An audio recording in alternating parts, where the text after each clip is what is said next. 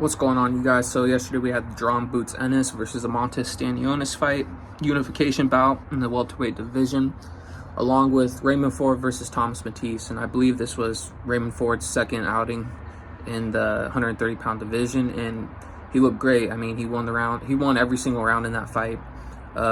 Complete masterclass performance. I mean, he was landing at will.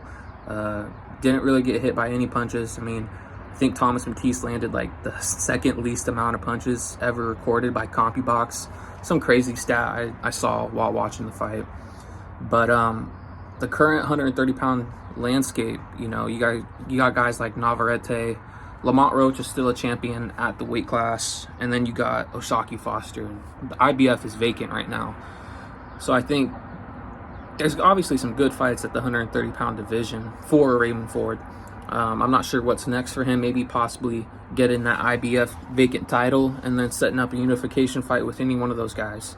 I don't imagine Lamont Roach is going to go back down to 130 pounds.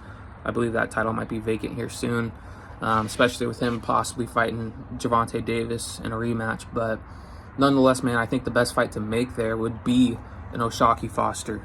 I think O'Shaquie Foster has great boxing skill. I think he's proven. I think he's a great fighter.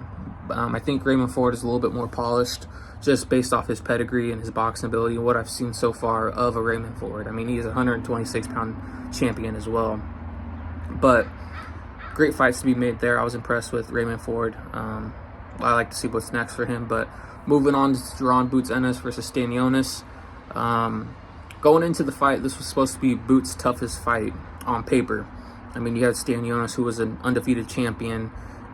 Didn't beat anyone for the title. I mean, a lot of these guys, captured these titles, when Crawford vacated them. But, looking at his resume, you didn't really see anybody of note on there. I mean, he had beat old Luis Collazo and Thomas Delorme.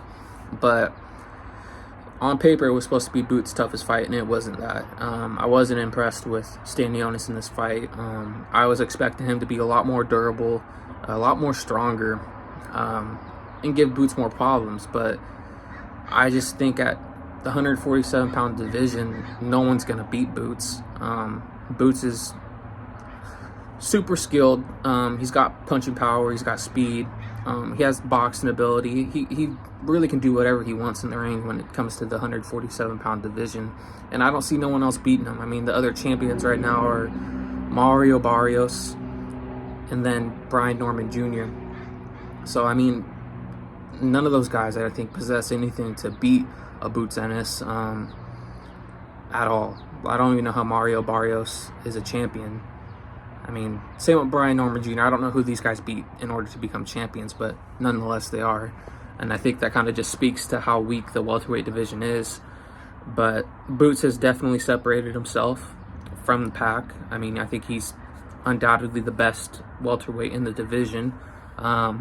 But going into the fight, man, Boots' body work, his foot movement, and, just his punching power, I think, is what took a toll on Stanionis. I mean, Stanionis landed some shots, but I don't think he has the power to hurt a Boots Ennis, and it showed. I mean, he landed some big shots, and it looked like it did nothing to Jaron Boots Ennis. I think, though, as he moves up in weight, his level of competition improves. I don't think he's going to want to take those shots that he, takes so easily. Guys like Virgil Ortiz, Murtazaliev, Boachuk, I mean, Fundora even. I mean, there's the 154-pound division is stacked.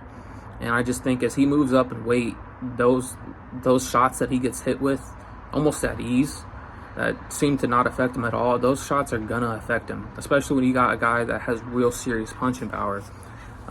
So at times I just saw that Boots was getting lazy. Pretty much just like exchanging shots with a Stanionis, and obviously Boots hits harder than the Stanionis, so I mean, it didn't really matter too much. But the body work, I think, is what definitely faded a Stanionis. And I don't know what it is about these Eastern European guys. It seems like that body work is their kryptonite. But overall, I was impressed with Stanionis. I just think as time goes up, he goes up in weight. Guys like Murtazaliev, so many other, Morzalia, Boachuk, Virgil Ortiz. I think these guys are going to give Boots a lot more problems than he's been seen in the welterweight division. And I'm not looking forward to any more fights at welterweight. I mean, the biggest fight he can make right now at 147 pounds is getting Teofimo Lopez up there. I'd rather see that fight than see him fight Brian Norman Jr. or Mario Barrios. But overall, I was impressed with Boots. I'm looking forward to see if he just, vacates those belts and goes up, to the 154-pound division. I think that's what a lot of people want to see him do now. I don't think anyone at 47 poses any real threat to beat him. So I think it's time to move up. But let me know what you guys think. Hate, like, comment, subscribe.